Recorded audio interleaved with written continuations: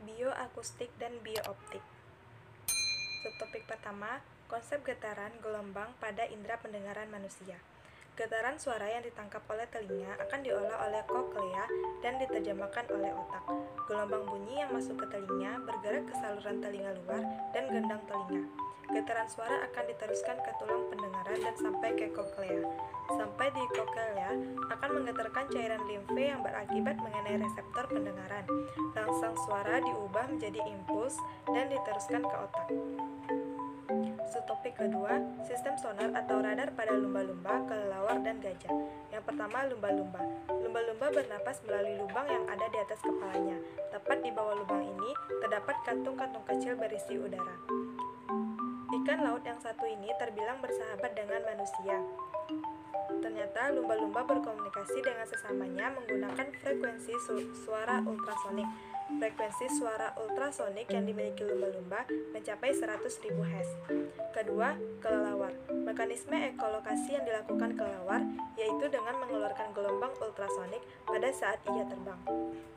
Kelelawar merupakan binatang nokturnal atau aktif di malam hari. Perlu diketahui bahwa kelelawar memiliki penglihatan yang kurang baik, sehingga untuk mencari mangsa atau makanan dan menentukan arah navigasi, kelelawar akan mengeluarkan suara ultrasonik yang kemudian memantul. Dari pantulan suara tersebut, kelelawar mampu mendeteksi berapa jauh jaraknya dengan mangsa. Frekuensi yang dapat didengar dan dikeluarkan kelelawar mencapai 3.000 Hz sampai 120.000 Hz. Ketiga, gajah. Gajah sendiri dikenal dapat berkomunikasi antara anggota kelompoknya melalui suara seperti trompet. Dalam komunikasi gerak, gajah juga berkomunikasi di antara anggota kelompok dengan saling melilitkan dan menyentuhkan belalainya. Dengan telinga yang besar, gajah mampu mendengar suara berkumpulnya awan sebelum hujan. Gajah dapat menangkap gelombang infrasonik, yakni frekuensi rendah yang tidak dapat didengar manusia. Mereka juga mendengar dengan kaki, menggunakan ujung saraf yang mendeteksi getaran tanah. Beberapa hewan memiliki reseptor pada bagian tubuhnya yang menyampaikan getaran dan gelombang suatu ke sistem saraf.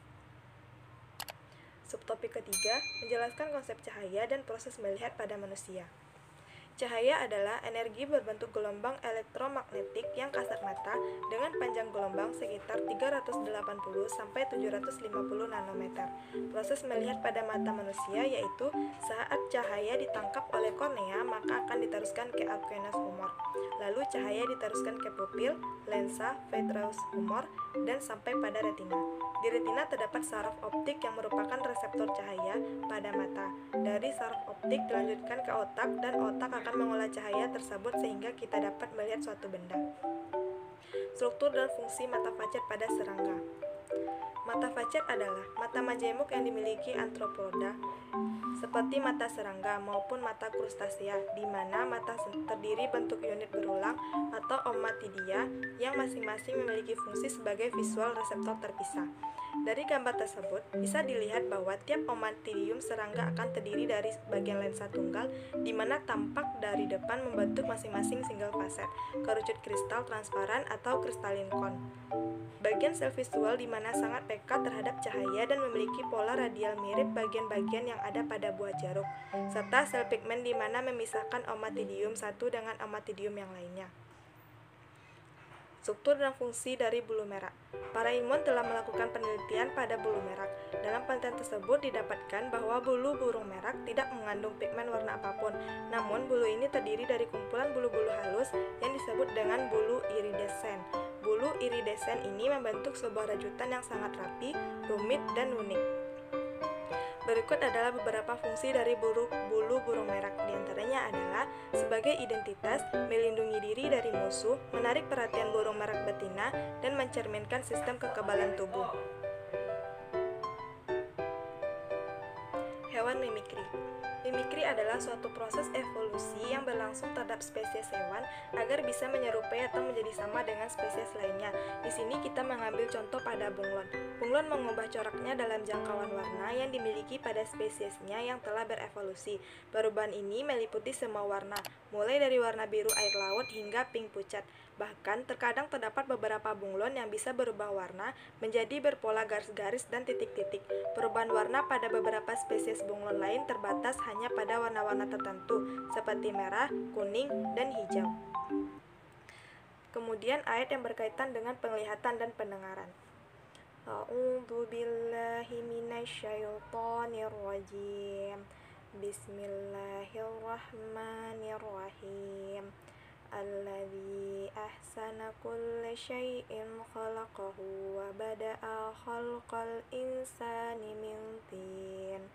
Tsumma ja'ala naslahu min sulalatin min ma'in mahin.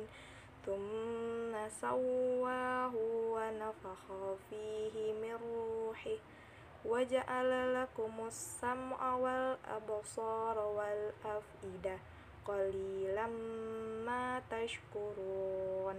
Shadaqallahul azim. Dimana artinya yang membuat segala sesuatu yang Dia ciptakan sebaik-baiknya dan yang memulai penciptaan manusia dari tanah. Kemudian Dia menjadikan keturunannya dari saripati air yang hina. Kemudian Dia menyempurnakan dan meniupkan ke dalamnya roh atau ciptaannya. Dan Dia menjadikan bagi kamu pendengaran, penglihatan, dan hati. Tetapi kamu sedikit sekali bersyukur. Baiklah, sekian materi bioakustik dan biooptik dari saya. Mohon maaf apabila ada salah. Wa akhirul kalam. Wassalamualaikum warahmatullahi wabarakatuh.